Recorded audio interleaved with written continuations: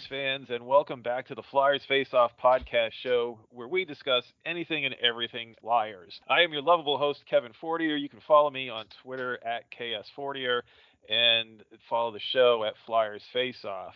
It's been a couple of exciting weeks here for the Flyers, and they've made several transactions during this time. And of course, last weekend was the NHL draft, where they added 7 new names to their prospect list. Tonight, we will focus on the draft selections as well as some new news. So let's get rolling here. I am very pleased to have 2 special guests with me this evening, and they are well known to the Flyers Twitterverse. Both of my guests are affiliated with PhillySportsNetwork.com. First, I want to welcome John Gove. John, welcome, and just tell everybody where they can find you and read your work.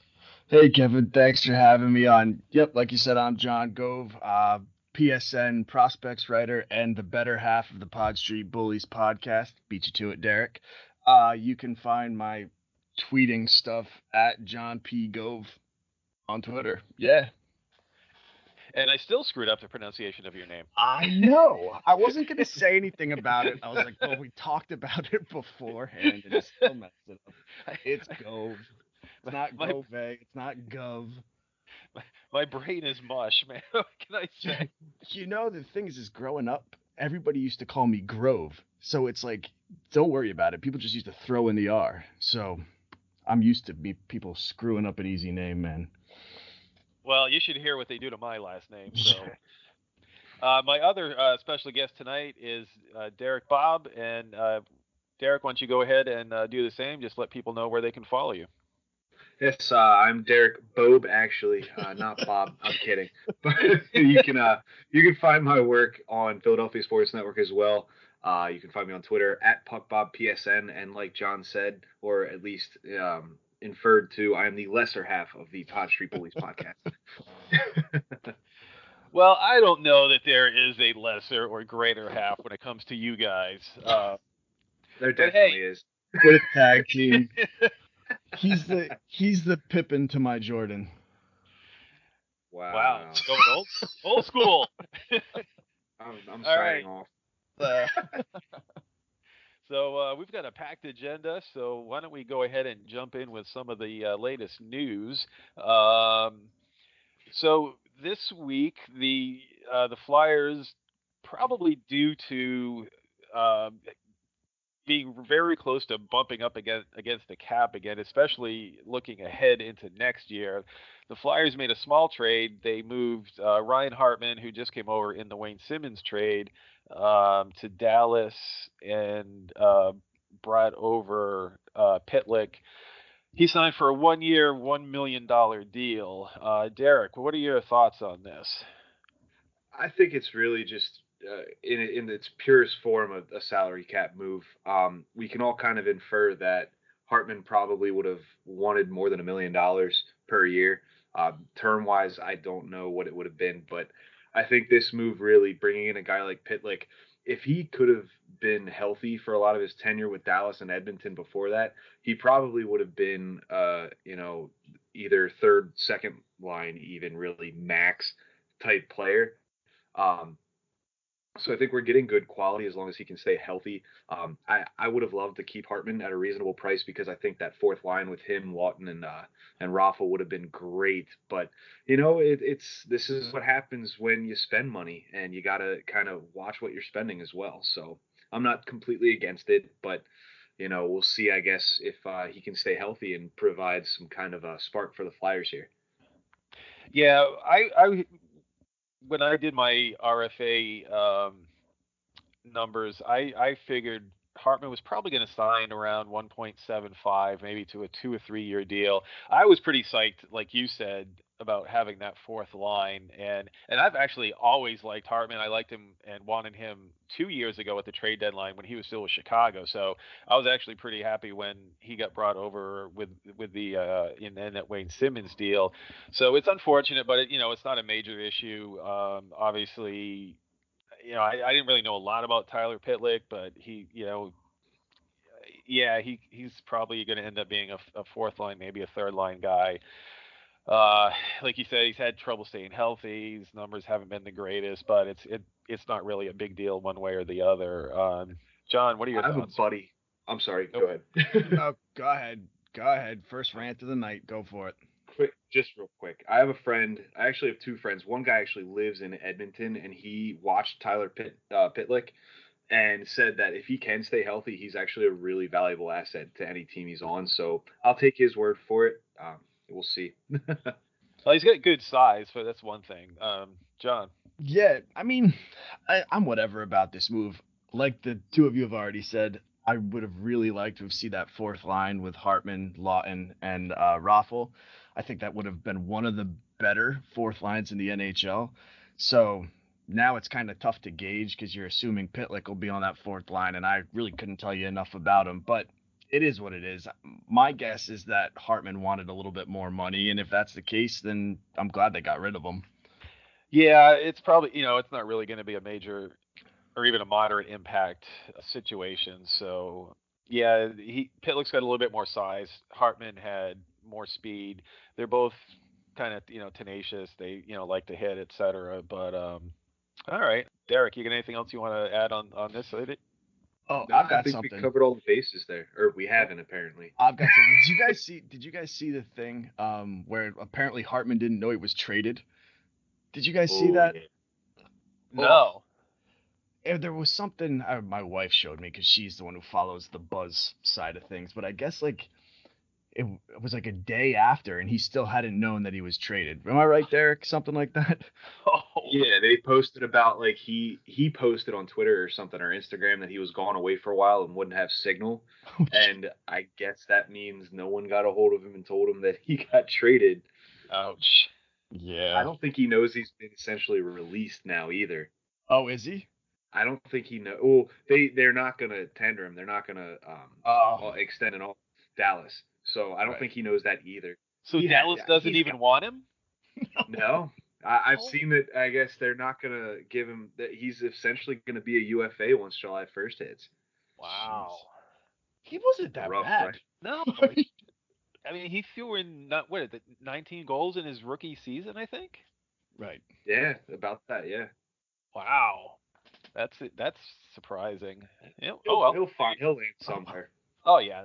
There's always room. Teams are always going to look for somebody like him. So that's fine. All right. So next up, we had the super exciting news that the Flyers re-signed their goalie Moose Elliott. He signed a 1-year, $2 million deal. He's going to be backing up Carter Hart as opposed to Cam Talbot, which I have to say I'm very happy about. I didn't understand the whole Cam Talbot trade to begin with. They bring him over for Stoli, and then they never play the guy, and supposedly he's this huge mentor to Hart, but Preach. yeah. Yeah. Yep. We've been saying the same thing, Kevin. Yeah, and and actually, I think Elliott he's solid, and I've Yep. been one of the guys fighting with people on Twitter, like, oh, he's injury prone, blah blah. He hasn't been injury prone. He was run into the freaking ground Exactly. by Hackstall, and then brought back too soon, got re-injured, and he was actually he played better than Carter Hart did when he came back in mid-January or something, through the end of the season. So, John Gove, what are your thoughts on this? I mean, I think it's the right move. I think that he was probably the best backup option. I agree with you that he just has these moments where he's a really good player, and yeah, he has health issues, but like you mentioned, it's because he was run into the ground. This is kind of the perfect situation for him to be in. He'll be what a 1B type deal it sounds like for Fletcher, and I think that that'll be perfect for him. I think he's going to really succeed in this role. I think so too. I mean, he was a machine before that injury. Of course, he was a machine because he got run into the ground. But Right. but he was always been able to put up a 40 game or and he's got decent stats. I For think sure. career wise like 2 point. Wait a minute, what am I like 2.6, 2.7 GPA, 0.910, 0.915, something like that, goals against average. So I mean, he's fine as a 1B, backup type role. If Hart struggles, then he can pick up a little bit more of the load that maybe they were thinking of. Derek. Yeah, I completely agree. I think you guys touched on all bases there. And let's not forget, too, he was part of a tandem with Jake Allen a few years back. I believe it was 14, 15, I believe. They were phenomenal, so we know Elliott can more than succeed in a 1A, 1B type role. And hopefully, with the hiring of Vino, we have a coach that isn't going to run the goalie into the ground. That was his biggest setback, was the fact that Hackstall really proved time and time again that he didn't know how to handle the goalie situation. Stolarz even got injured because he couldn't handle it. Exactly.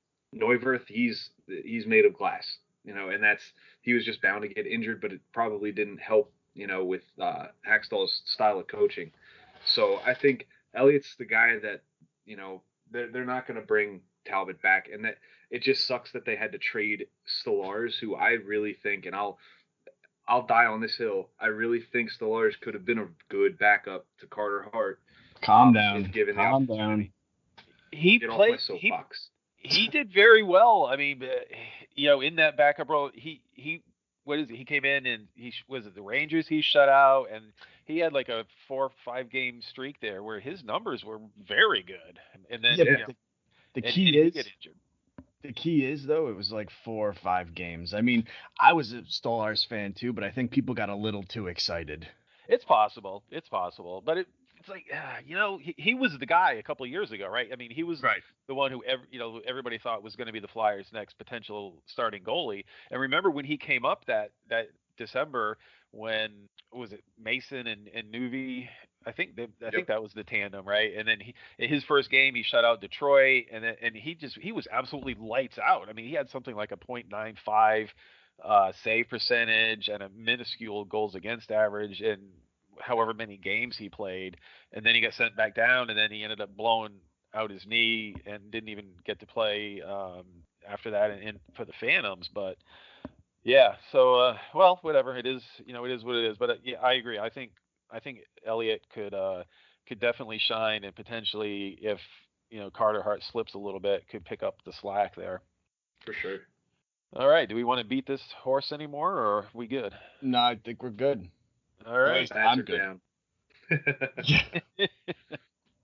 So the most exciting of the news, I think, this week was that the Flyers signed Travis Sanheim to a bridge deal, 2 years, 3.25 mil.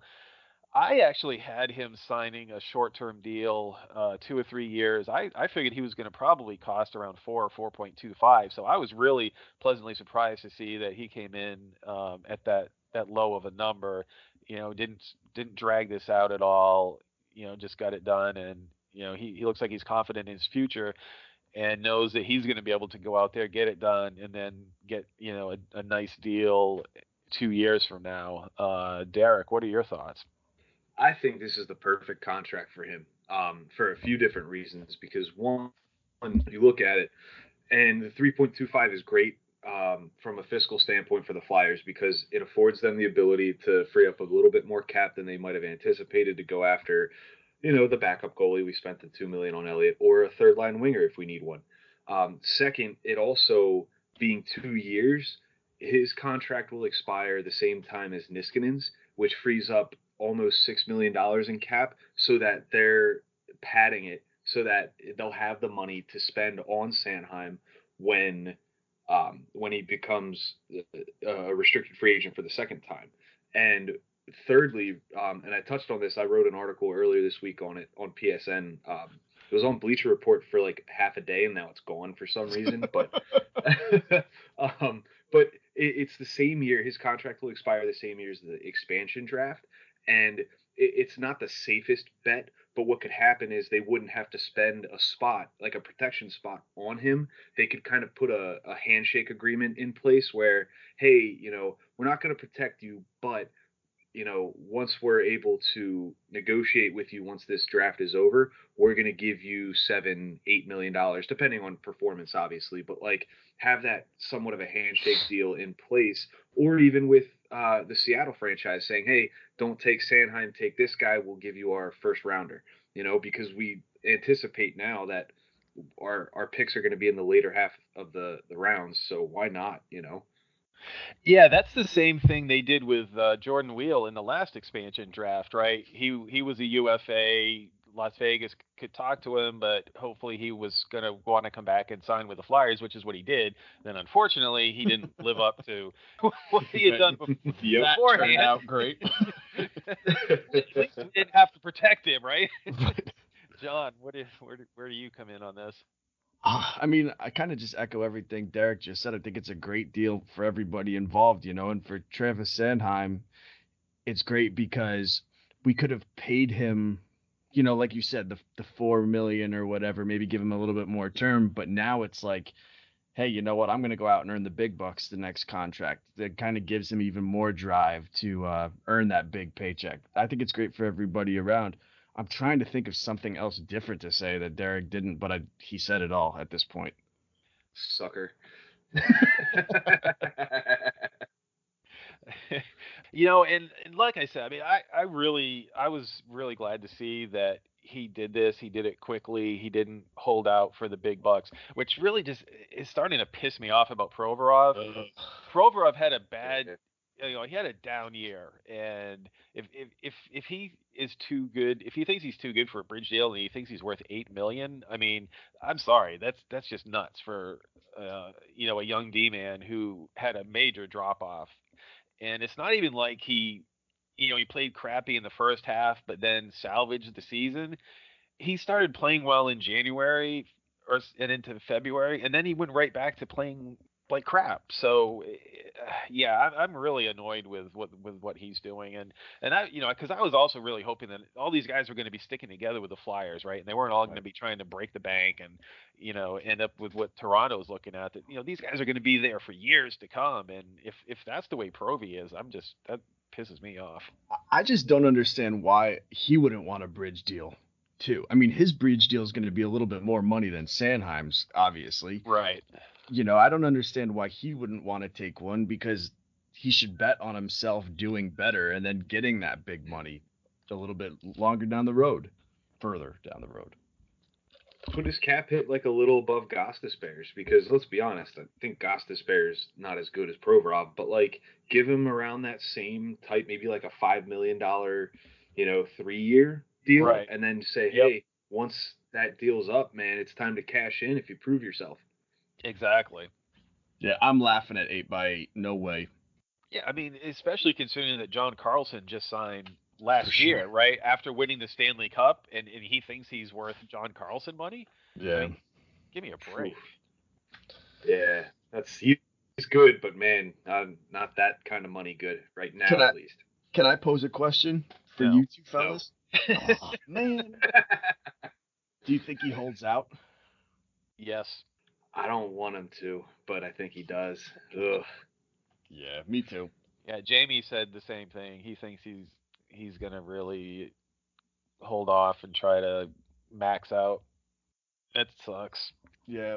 It could be an agent thing too, because agents, they want the highest dollar value. So I think his agent's probably putting flies in his ears saying, we can get this, we can definitely get this. And Provorov's just sitting there like, daw. I guess that's Russian for yes. Well, and his agent is supposed to be like a real dick, right? I mean, yeah, that's what I've heard. I mean, I don't know him personally. He didn't pay for my steak dinner that one time, but aside from that, I don't know him too well. Well, what's also very frustrating is Proby grew up a commie, so why is he trying to break the bank? Shouldn't he want to spread the wealth around? Is there any way that he would like threaten going to play in the KHL? They still do that? I can't imagine. I mean, he's been over here since he was 12 or 13? Yeah, I don't know. I'm just speculating. I think Fletcher would call his bluff there. I really do. Wow. Yeah, that would suck. Well, Fletcher would call his bluff at least. Yeah. Yeah. Well, I'm also gonna throw a flag on the ground here and say that I think Ghost is gonna have a bounce back year. I mean, I think both of them will, and I guess it also depends on like how they do the pairings. I think now with bringing in two other righties, and having Myers, and they've already said Myers is going to be the third line right defense.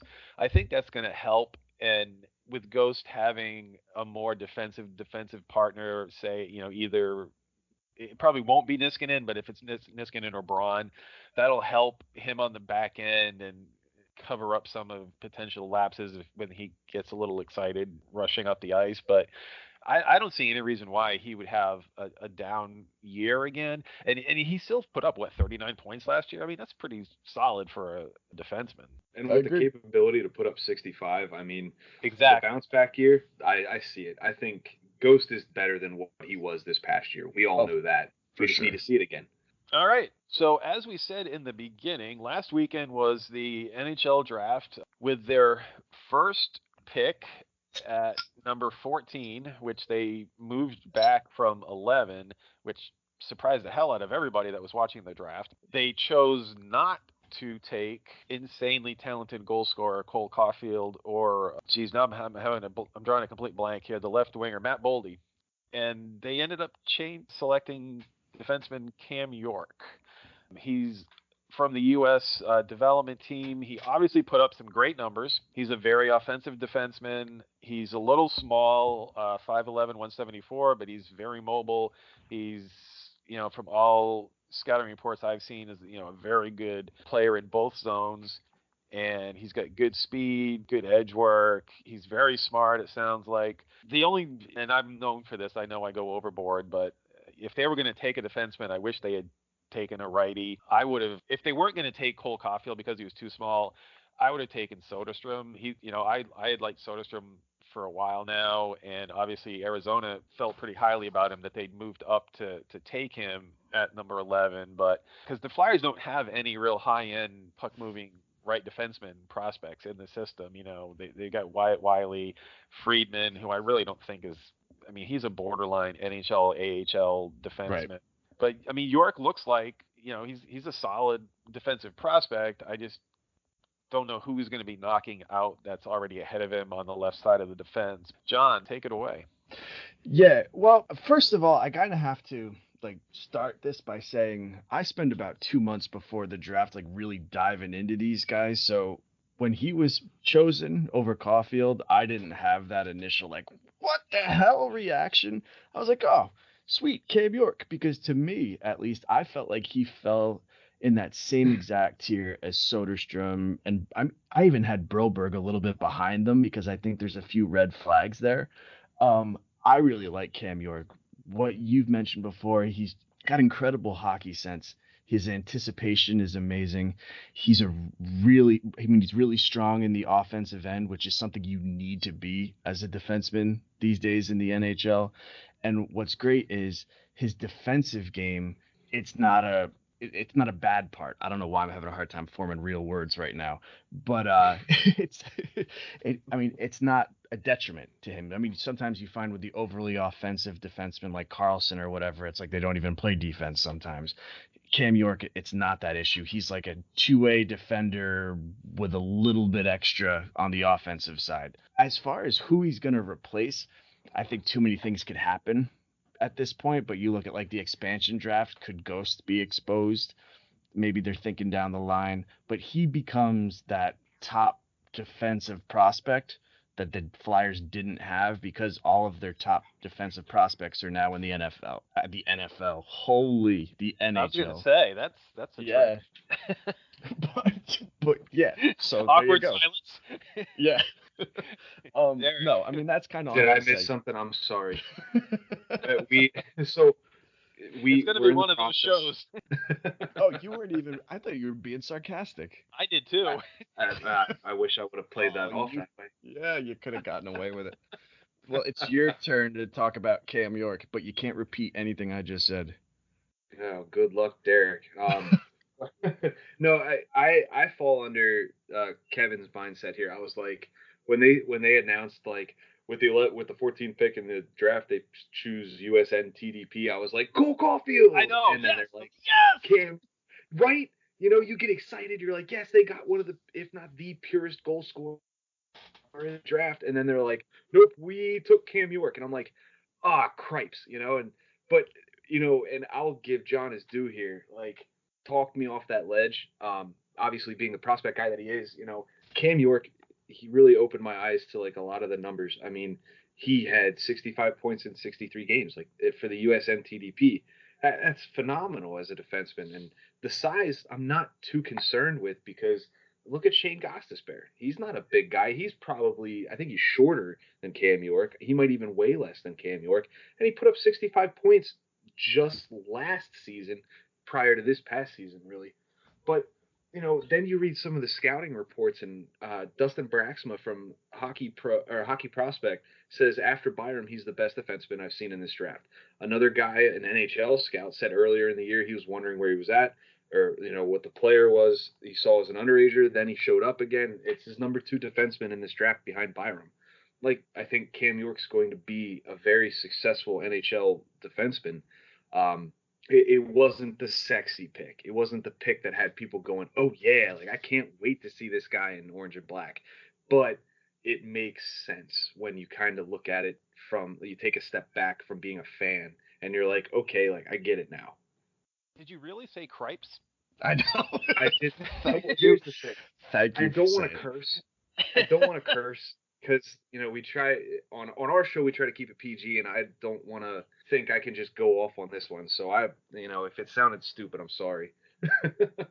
Yeah, I don't think his size is an issue either. Question I do have, and just to kind of play devil's advocate here too. Yeah, he put up great numbers, but he put up great numbers on a team that was like the super team of all time. When you've got Hughes and Turcotte and Boldy, and it's like from top to bottom. That forward rotation on the U.S. team was just unbelievable. It's a good point. But couldn't you also say, to play devil's advocate, that also affects some of the other guys who were drafted high? I mean, they were all playing on that all-star team. Or you could just, the two devils cancel themselves out and it's just playing advocate. No, I like devil's advocate. You guys you lost me. I'm not the brightest crayon in the box, I'll admit. But no, but in all seriousness though, Kevin, like I hear what you're saying, but at the same time, I think then you have to use that argument for the other guys too, right? Not just Cam York. I mean, they were all on this great team. I just wish he was a righty. Yeah. All right. So just to make sure we don't end up with a 3-hour show, let's move along. For sure. The next pick, the Flyers selected Bobby Brink. He went in the second round, number 34 overall. He had been, a lot of people thought he was going to go somewhere late in the first round, so he did fall back a little bit.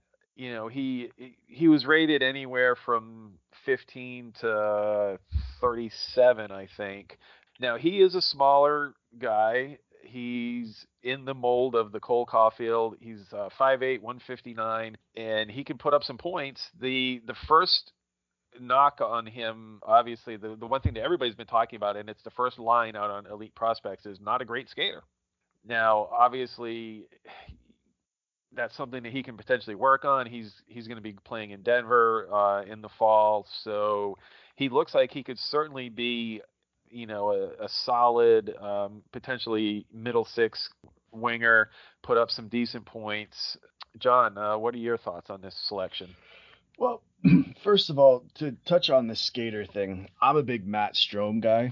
And, I feel like that stigma has kind of stuck with him when it's not really a huge problem anymore. Like, is he ever going to be the greatest skater in the world? No. But I also don't think it's what's going to prevent him from being an NHLer. And I look at the same thing with Bobby Brink. I mean, if you watch any of his highlights, just what he can do on the ice is amazing. His playmaking, goal-scoring ability is just phenomenal. And the great thing about when you draft somebody is the idea is that they're going to develop. And when they develop, they're going to get better. And they're going to improve on the things that they're good at and the things that they're bad at. So I only see good things coming from him. And I feel like Fletcher addressed that goal scorer in the second round. I highly doubt he expected Bobby Brink to be there, but it's nice that he was able to think on his feet and go, hey, you know what? I didn't scoop up Caulfield, so let me get Brink. I really like this guy. I think he's, going to be a few years. I don't expect him to be like a 2-year type player or pull a Farabee and sign his DLC at the end of his freshman year. Right. But, I mean, I think that he could be top 6 forward for the Flyers down the road. Yeah, I mean, he certainly has some offensive skills. 35 goals and 68 points in 43 games. So, in the USHL anyway. Derek, what do you think? I think it's a great pick. I mean, you're getting first round value in the second round. And obviously, like you both have mentioned, it's the skating that kind of held people back. But think about it. I guess comparable wise, the Cleveland Indians used to have a really just phenomenal hitter. His name was Pedro Serrano, but he couldn't hit the curveball and the off speed stuff. But when he threw him a fastball. Wait a minute, are we talking Major League here? We're talking Major League here. I'm so glad someone picked up on that reference. I'm like, Serrano? Pedro Serrano. Joe Boo, Yep. But in all seriousness, yeah, the knock on him, his size, he can't skate, but it's like, man, and skating aside, but like, Patrick Kane's not a big guy by any means. But the guy scores, and that's what you're looking for. I think the skating will come, and I've heard people say that he's a better skater than Matt Strome, which already kind of, is more of an advantage, which is great. I just think that too many people look for these knocks on these people, like, oh, they can't do this, they can't do that, the compete level's not there, da da da da. It's like most of this stuff can be taught. You put the guy on the ice, let him just skate around, practice, do his thing, it'll come. Like the skating will come, and really, obviously it's an important part of the game. He's got to keep his balance out there, but I think it'll be fine. I think that he was second. He was second in the entire USHL in scoring. That speaks volumes. I think that Brink will be a pretty good NHL player down the line when he's ready to make that jump to the pros. 9 game-winning goals too, by the way. Yes. That's a good sign. Well, I obviously don't have an issue with size, considering that I've been, screaming and beating my head against the wall for the last 2 years that the Flyers did not listen to me and draft Alex DeBrincat.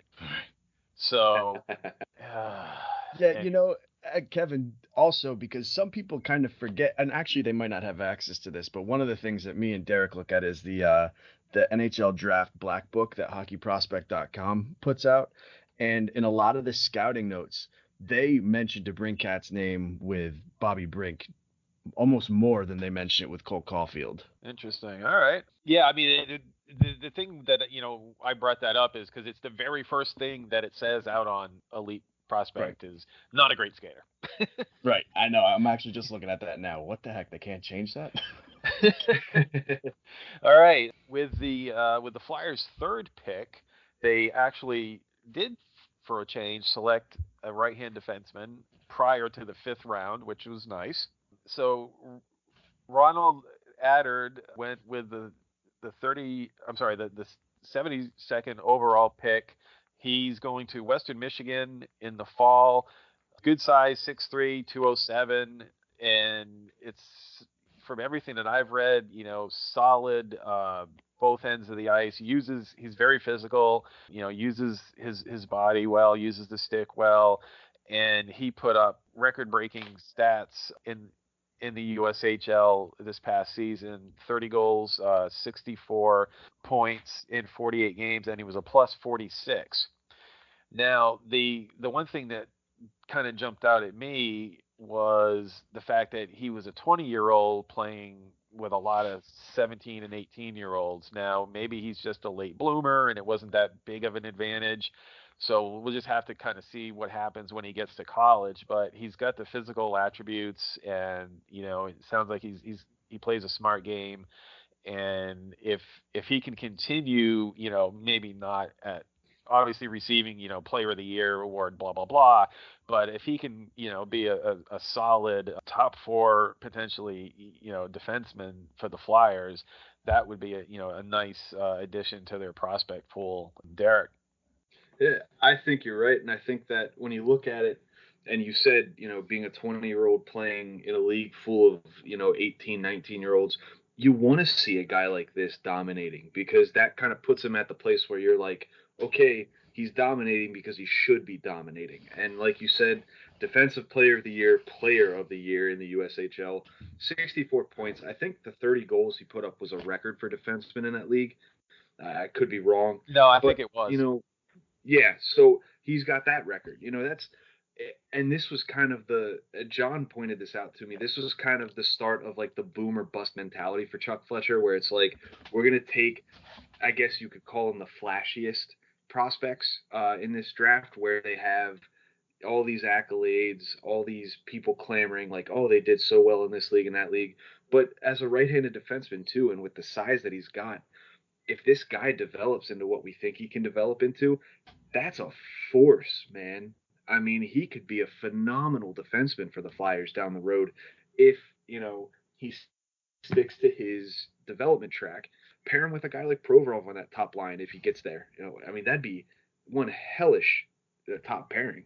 Excuse me, Myers is going to be on the top line with Provorov. My mistake. If you pair him with Sanheim on the second pairing. Exactly. There we There go. you go. I'll take that. Yeah, I mean, I've been a huge, absolutely massive Myers fan ever since the Flyers signed him. I mean, I've posted I want to have his babies. I mean, I love that kid. He's got top pairing potential. I mean, he does everything well. I mean, I think he's going to he's going to have a good season, and I think he's going to have a great career. And I still want to kill Luke Cunnin for that cheap shot hit on him in the World Juniors that year. That really pissed me off. But I digress. Major dick. Major Richard. John, what do you think about Mr. Adard? Well, to kind of piggyback off what Derrick was saying, I do think that, Chuck Fletcher starts taking these wild cards later in the draft, but later, I mean, the third round, where it's like there's something about them that's just like really sexy, or like he can't help but hold on to him, but they also might turn into a bust. And considering the depth of the prospect pool, I think that's perfectly fine with this. With Adard, I mean, you guys have already mentioned all his offensive accolades. The problem is there's concern that his style of play won't translate into the higher levels of the game. He kind of plays like that rover type style where he's kind of following the puck everywhere you go. It's like my player on NHL 2K or whatever, NHL 19, where he's just like following the guys around. That's not really going to translate into the NHL, so he needs to be willing to be coached. He needs to be open to suggestions. It'll be interesting. My one thing is I feel like he might have been available later on in the draft. I think that Fletcher might have reached a little bit taking him in the third round. I don't know if there's somebody else he would have rather taken in the third round, but maybe he would be available in the fourth or fifth round, because before that huge year last year, he did nothing in the USHL. Right. I mean, the first year he had 5 points. The second year he had 15. So, yes, he blew up this year, but I think he could have still been available later in the draft. Yeah, that was something that I looked at on that second day. To be perfectly honest, after the Flyers announced that they were taking York, I turned everything off, and I didn't even watch the second day. But I read up on the prospects later in the day, and it did seem like he was rated pretty low on some of the rankings, and could have potentially been available later on. I don't know. I mean, there was nobody else that really jumped out at me. But with Brink, when I first looked at him and I saw the thing about the not great skater, one of the guys that I'd actually talked about on the podcast last time, who looked like was probably going to go late teens, early 20s, but didn't, and was available for the Flyers, was Raphael Lavoie. I would have looked at potentially taking him, but when it came to Adard, there wasn't anybody else that was kind of jumping out at me. And it might be it's definitely it's a risky, potentially could be high risk, high reward.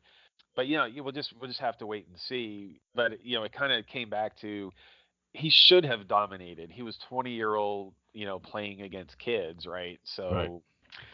Okay. Anything else on that pick? No, not here. I think we covered it there. All right. So then, with the Flyers' fourth round pick at 103, they took left-hand defenseman Mason Millman, 6'1", 176. He's a preemie. He's only 17. He won't be 18 until July 18th. He had an okay year in the OHL, 25 points plus 22 in 66 games. Don't really know a lot more about him. John, what do you think? Yeah, I mean, there's really not too much about him at this point. He had like you said, he had a decent rookie year. What I've been reading from different scouts is that they seem to think there's some untapped potential with this kid that just hasn't been shown yet, which is fine. He's 17. I just think that this was one of those picks, right, where he just wanted to address defense. You know, he probably heard some great things about just about his possible upside and decided to go ahead and take Millman. At this point, though, there really isn't too much to really say about him. My suggestion is we'll all watch him this year. Derrick? I mean, really, like John piggybacked off me last time. I'm going to piggyback off him. I think, like I said, with the accolades, he was the rookie defenseman of the year in the GOJHL, the Greater Ontario Junior Hockey League. Stats aren't they don't pop out at you, but there's some untapped potential in him, and I think that the one scout, Brad Allen from Hockey Prospects, said like he keeps forcing me to recognize him out on the ice, so he's doing something right. So he could be a solid depth defenseman for the Flyers coming up here. Right, and just real quick, also, there's really not too much as far as offense with this guy. No one really expects him to put up a lot of points. He's going to be more of like that defensive defenseman, maybe a solid two-way type player, but he's not going to be that guy who's going to put up a lot of points from the blue line. Right. Okay. Let's see. Now the Flyers did not have a 5th round pick, correct? Correct. Did I miss them? Okay. Correct. So now the next guy, I'm actually kind of intrigued about. Me too. The Flyers 6th round choice at 165, Igor Serdiuk. I'm not sure if that's how you pronounce it. We suck at that game too, so you're good. Yeah, so he's a right wing, 5'10", $160 right now. He's a Russian kid. He was actually the rookies points getter leader in the QMJHL. He put up 25 goals and 65 points in 63 games. He's like a little spitfire out there in some of the highlights I've seen of him. And now he's somebody that I can definitely see really making some strides in his sophomore season in the Q, and somebody to really keep an eye on. Derrick, how do you see it? I see it much the same light as you do, with the potential there, having him be the top rookie scorer in the QMJHL this past year with Victoriaville. He's a point per game player in that league. Not a ton of stuff that prospects scouts were saying about him, but one thing that stuck out to me was that they said he has a deceptive shot. Oh, which is tough for goalies to track, obviously. Oh man, sucks to suck. Payback's a real, you know what. But again, one of the major knocks with this guy was his skating is average at best, which it'll come with time. He's still young. He was a rookie in the Q. It'll come, and I think that at the very least, I think he could at least contribute AHL level wise, but like he could be a third line guy, and we'll see. Obviously, with any of these prospects, we'll see how they play out. But like, it's a solid pickup in the 6th round of the NHL draft, if you ask me. Yeah, I was surprised that the rookie points leader for the league was still there in the 6th round. John, where do you stand? Yeah, I mean, just to kind of follow up with what you were just saying, when you see the rookie points leader in the QMJHL still available in the 6th round, you have to take him. I think that this was the right pick. I mean, Derrick already said all of the good stuff about him, but I think he could. Thank you. But I think that there's just something about this kid where as long as he continues, with his development in the right direction, no injury problems, he could really turn into a big steal. I'm looking forward to watching this kid a little bit more in depth this coming season. Yep, same here. I'll have to. I mean, I watched, obviously Ripped as a Flyers prospect, but I kind of peek in here and there on a lot of the CHL teams. Right. I hadn't really had any reason to really watch Victoriaville, but I think I'm gonna have to check out some of his games because he does look like a pretty interesting prospect. I'm trying to look right now to see if they really have any other outstanding guys on that team to speak of. There's like nobody listed out here on elite prospect. So Right. It would great to see him kind of turn into the guy in his second year. I mean, it looks like there's the opportunity to do so. It'd be awesome to see him take a hold of it. yeah, Kind hopefully of test his metal. yeah, hopefully he'll have a couple of good line mates there, and he can really take that rookie scoring championship there, and really turn it into something in his second season in the QMJHL. So that'll be cool. Yeah, Yeah. he could be the steal or one of the steals of the draft there in the later rounds. So okay, so then the Flyers picked at 169 goalie Roddy Ross, who I really don't know anything about. He looked like he had some pretty decent goalie stats. Other than that, I really don't have much to say. Anybody want to jump in? I don't know, Derek, I'll jump or you want to jump? I'm gonna take this one. Okay. I hope you don't mind. I don't mind. Go for it. I I was really intrigued by this pick just because, like, on the surface, you're looking at it and thinking, why are they taking a goalie? They've got so many prospects. But, like, when you really look at this guy, he played for the Seattle Thunderbirds with WHL, and he came in mid-year, played 25 games, had a 2.76 goals against and a 919 save percentage. Peeling that back and looking at it a little deeper, he actually brought that team essentially from the brink to a playoff spot because this guy, scouts have been raving about his athleticism. He's an incredibly athletic goalie, but it's all raw. So he needs to refine his game a bit, but he's afforded that luxury because the Flyers have all these prospects within the system. So having somebody like Roddy Ross kind of waiting in the wings as that second tier of, like, a second wave of goalie prospects, I think just benefits the Flyers more than anything, just because once he has the time to refine that game, he could turn into a really solid prospect for these guys. And who knows if it's trade bait or if they decide to use him in the AHL for a little bit, kind of solidify the Phantoms. We'll see. But I think using a sixth round pick on this guy was just incredibly a great move by Chuck Fletcher. Well, because you took everything else, I'm going to tell you why he was actually drafted. You ready for this? Dun, Well, dun. tell me, John. All right. So, Bobby Brink, Mason Millman. Was that Mason Millman? Is that right? Yep. Yeah. Mason Millman. So what he was doing, he was going down the list and he's like, I need another alliteration name. Who's it going to be? Oh, this guy, Roddy Ross. That's who it is. Yep. Taking him. Chuck Fletcher just wanted another alliteration name. Decided to grab up Roddy Ross. Okay. That's it. Sorry, Kevin. That was just kind of something we do on our show where I just do stupid stories. Once clearly again, I hate it just as much on this show. once again with a keen insight, that was John Gove.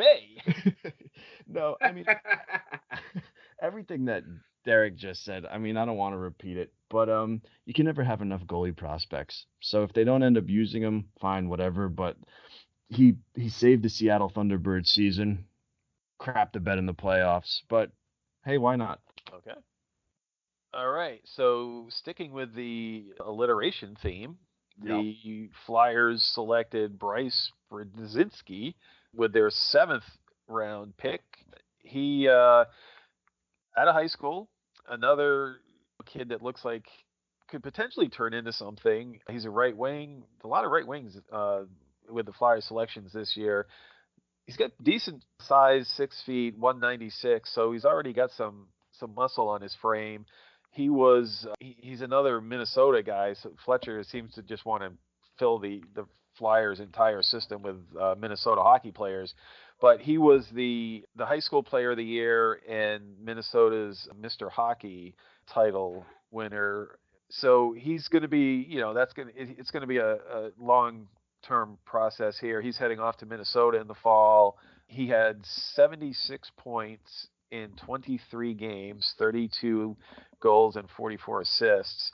And in 19 games in the USHL, he had 7 goals and 17 points. So, we're looking at probably, 3 to 4 year horizon, but he's young, he's raw. It could be something a few years down the road who, he could look at least being a solid AHL player, if not maybe bottom 6 type of guy on the Flyers if, it comes to that. Can I take this one? Sure. I love this pick. Hold on a second. I want to take this. I'm kidding. I love this pick. I mean, especially 7th round. Who cares if he doesn't pan out? If you haven't, I suggest going on YouTube and taking a look at some of this guy's highlights. What I love is just, even in the plays where it's like he has the secondary assist, he's just involved in the play until it's over, until the goal happens. He clearly can do his thing on offense. I mean, 76 points in 23 games. That's unreal. I mean, I know it's high school, and I know there was one knock that, like, the conference he was playing in for Minnesota wasn't that strong. I don't care. 76 points in 23 games is unreal. Yes, there's still a lot that this guy needs to work on. Of course, he's not a great skater. They think the fine details of his game need a lot of work.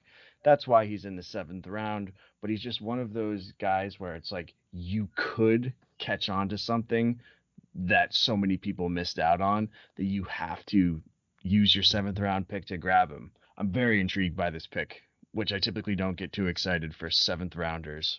But I think that there's just a lot of untapped potential here, and we could be looking at somebody who might shock a lot of Flyers Nation. Alrighty then. Yeah, boy. I like it too. Okay. I think, I'm not going to, exactly quote what John said, but like Minnesota Hockey Player of the Year, that's phenomenal. That's, how crazy high school football is in Texas. Like, that's what Minnesota is to hockey. So you weigh that heavily. And yeah, you could say like, oh, it's a knock on the conference. The conference wasn't as strong, but it's like, even on a down year, I'm sure Minnesota hockey is much better than the rest of the country. So having a guy of that caliber fall to us in the 7th round, phenomenal. Like, Chuck Fletcher did a great job with this draft, and picking up Brodzinski really was like the icing on the cake for me, at least. So based on, just looking at the high school numbers, I mean, he had twice as many points as Jay O'Brien had, so maybe O'Brien should have gone in the 7th round. Right. I said that on our last episode too. Whew, yeah. Don't get me started with, God, I'm glad Hexy's gone. Can I say one thing about kind of the draft in general? Sure. And I said this on our podcast, and I'm pretty proud with it, so I'm gonna say it again. I think that when we look back at this draft or all of Fletcher's drafts, who knows how many there'll be, I think his greatest pick is going to be Bobby Brink. Okay. I really think he's going to turn into something just phenomenal. And considering like what Fletcher needed to do to get him, make the trade, especially when he was knocked for not taking Caulfield, I think that Bobby Brink is going to turn into his best draft pick. Bryce Brodzinski, future Flyer. Book it. There you go. There you go, my friends. Well, hey, this has been a good show. We right about at that 60-minute mark, which is where I try to cut it off so that we don't completely bore the listeners to sleep. But once again, very happy to have you guys on the show. I think this was a fun show. We had a lot of good insight here. And just to remind folks, John, where can people find you if they choose to? Yeah, big asterisk if you choose to. At John P. Gove on Twitter. You can find all my prospect material at phillysportsnetwork.com. And then you can catch me talking to this chucklehead Derrick on Pod Street Bullies, typically every Sunday night. Derrick? Well, you can find this chucklehead at Bobb PSN. You can find my work on PSN, Philly Sports Network. I'm usually the opinion guy that has the opinion that differs from a lot of different people. And obviously, now that John hasn't said it before me, I am the better half of Pod Street Bullies. You can find us there as well. All right. Way to keep things exciting and different, by the way. And just as a reminder, if anybody actually wants to see what I post, you can follow me at KS Fortier and follow the show at Flyers Face Off. Once again, Flyers fans, thanks for joining in. We will be back in the next week or so. Until then, God bless the Flyers and God bless America. Good night.